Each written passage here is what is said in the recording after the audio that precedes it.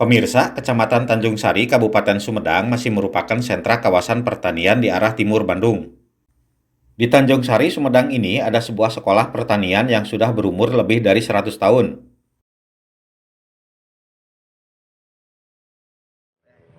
Pemirsa, kembali bertemu dengan saya di mana saya kali ini sedang berada di kawasan Sekolah Pertanian Tanjung Sari yang dikenal sebagai kawasan Bojong Sengit, di mana tempat ini memiliki sejarah panjang didirikan pada zaman kolonial Belanda pada tahun 1914 lalu, di mana sekolah ini sebetulnya merupakan sekolah pertanian rakyat. Dan beginilah ceritanya.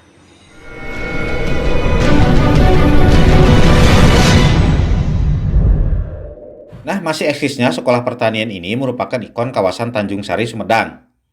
Dalam sejarahnya, sekolah ini ditujukan sebagai pendidikan pembangunan pertanian. Sekolah Pertanian Tanjung Sari berdiri pada tahun 1914 atas prakarsa Bupati Sumedang saat itu yaitu Raden Arya Surya Atmaja.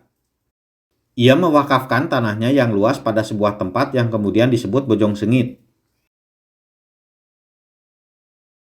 Dan inilah suasana Sekolah Pertanian Tanjung Sari pada posisinya pemandangan yang sama pada masa kini. Ini lokasinya berada di depan mulut gerbang Jalan Tol Pemulihan Tanjung Sari. Inilah peta Tanjung Sari, Sumedang pada tahun 1920, tampak lokasi Lanbau Bedrift School atau sekolah pertanian ini.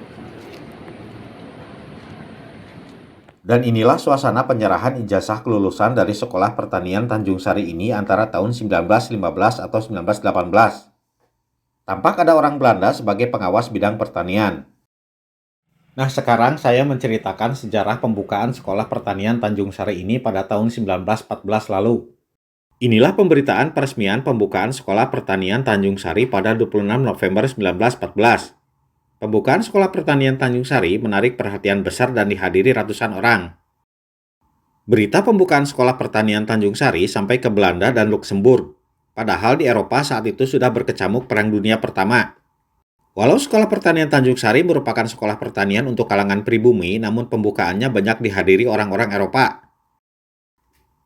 Disebutkan lokasi Sekolah Pertanian Tanjung Sari berada pada sebuah bukit yang menghadap pemandangan indah kawasan Priangan. Sejumlah bangunan Sekolah Pertanian Tanjung Sari terlihat dari jalan raya di bawahnya.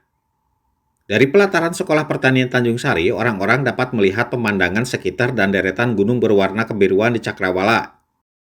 Sekolah Pertanian Tanjung Sari terletak pada sebuah kebun luas yang ditanami rumput pakan ternak, singkong, sayuran, dan tanaman teh.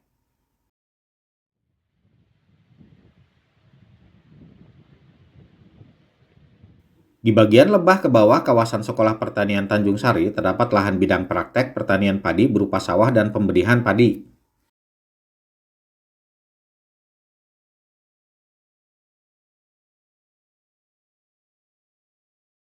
Ini adalah praktek pada tanaman kopi sekitar tahun 1953-1954. Dan inilah mungkin tempat yang sama pada masa kini tampak ada populasi pohon kopi jenis Liberica dan Robusta. Nah, kita kembali ke berita pembukaan Sekolah Pertanian Tanjung Sari ini pada 26 November 1914. Ketika peresmian Sekolah Pertanian Tanjung Sari, banyak wanita Eropa terkagum-kagum melihat pemandangan sekeliling. Mereka baru kali ini melihat deretan pegunungan berdampingan dan tampak sangat indah. Menteri Pertanian Hindia Belanda, N.J. Keizer yang merupakan orang Belanda, berpidato menggunakan bahasa Sunda kepada para siswa angkatan pertama Sekolah Pertanian Tanjung Sari.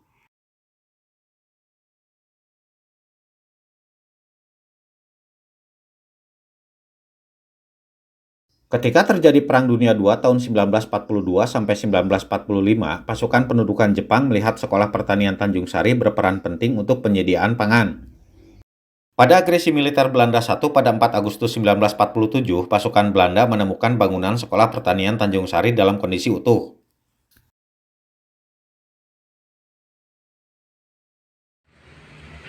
Pada tahun 1949, Sekolah Pertanian Tanjung Sari dikelola oleh negara Pasundan dan kembali bangkit. Pada tahun itu dihasilkan 30 orang mantri pertanian.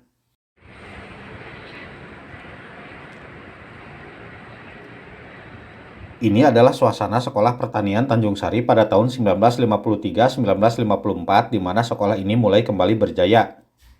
Para lulusan Sekolah Pertanian Tanjung Sari menjadi langsung diangkat sebagai mantri atau penyuluh pertanian. Beginilah tampilan para siswa Sekolah Pertanian Tanjung Sari ketika praktek di lapangan pada tahun 1950-an.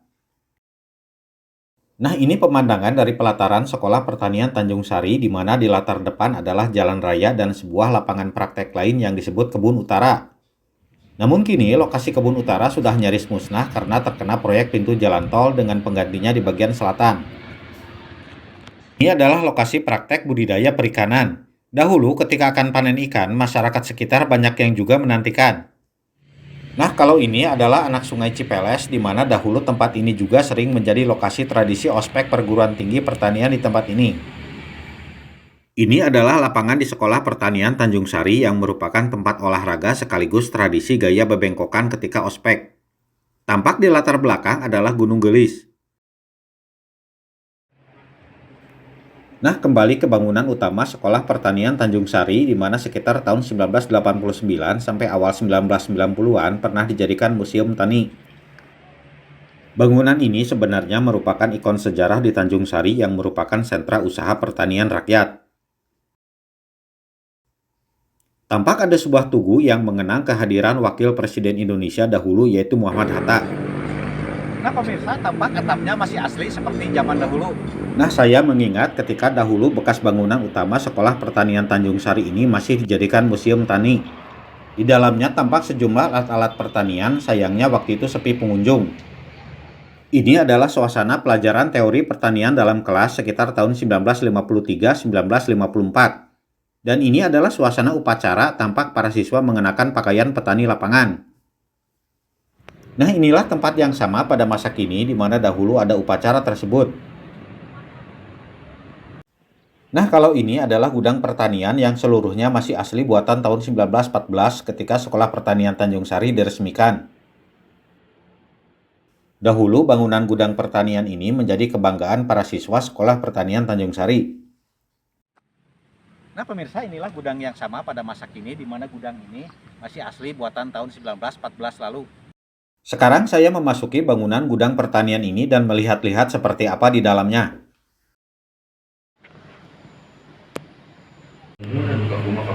Kayaknya di Robi. Dia sarang suyun kan jadi Robi. Jadi Robi. Iya, teh ayah. Teh ayah no. Dilem, dirinya. Nah, inilah buku peringatan 40 tahun SPP Tanjung Sari terbitan tahun 1954. Buku ini milik teman saya yaitu Muhammad Sopyan Ansori. Assalamualaikum warahmatullahi wabarakatuh. Saya Sopyan, saya kolektor buku-buku tua.